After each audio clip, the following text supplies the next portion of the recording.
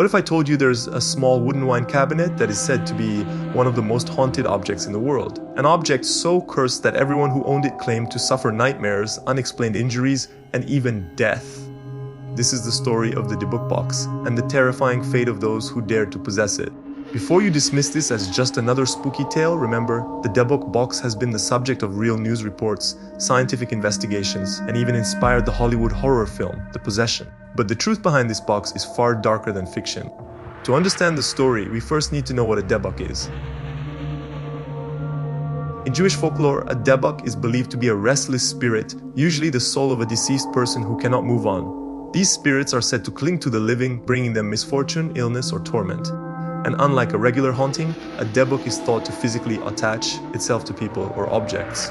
The box first appeared in 2001, when an antique buyer named Kevin Mannis purchased it at an estate sale in Portland, Oregon. The item was a small wooden wine cabinet with a simple design about the size of a jewelry box. It had belonged to a Holocaust survivor who had immigrated to the United States after World War II. According to her family, she had always warned them never to open the cabinet because it contained a Dybbuk. Kevin, thinking it was just an interesting antique, brought the box back to his shop.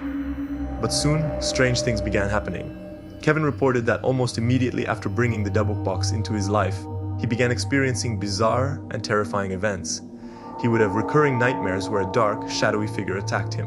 When he gave the box as a gift to his mother, she suffered a sudden stroke on the very same day. Kevin also claimed that lights would shatter on their own, strange smells would fill his shop, sometimes jasmine, other times cat urine, and he would hear disembodied voices.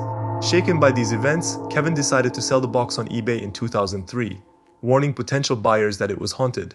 What happened next cemented the Dybbuk Box's reputation as one of the most cursed objects in the world. The box was purchased by a college student named Iosif Niecki. He and his roommates immediately noticed paranormal activity. Doors would slam shut, objects would move on their own, and they too suffered horrible nightmares. Iosif eventually listed the box back on eBay, where it was bought by a man named Jason Haxton. Haxton was the director of a medical museum in Missouri, and he claimed that the Dybbuk Box caused bleeding rashes on his body, choking sensations at night, and a constant cloud of bad luck. He was so disturbed by his experiences that he consulted with rabbis and paranormal experts. Eventually, he claimed to have sealed the Dybbuk Box to contain whatever evil force was inside. The story of the Dybbuk Box might have ended there, but in 2017, Zak Bagans, host of the TV show Ghost Adventures, purchased it from Haxton. Today, it sits in Bagans Haunted Museum in Las Vegas, where it has become one of the most infamous exhibits. Guests and staff members have fainted in its presence, reported sudden feelings of dread, and even claimed to see shadowy figures near the box. In one infamous incident during filming, rapper Post Malone visited the museum and touched the Dybbuk Box. Weeks later, he nearly died in a plane emergency, was involved in a serious car crash, and experienced a home invasion, all within a short period of time. Many believe the Dybbuk Box cursed him. But is the Dybbuk Box truly cursed, or just a clever hoax? Skeptics argue that Kevin Mannis may have fabricated the story to boost the item's value on eBay. In fact, some researchers claim Mannis admitted to inventing the original backstory.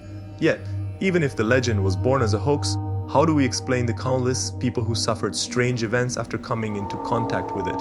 Psychologists suggest it could be the power of belief.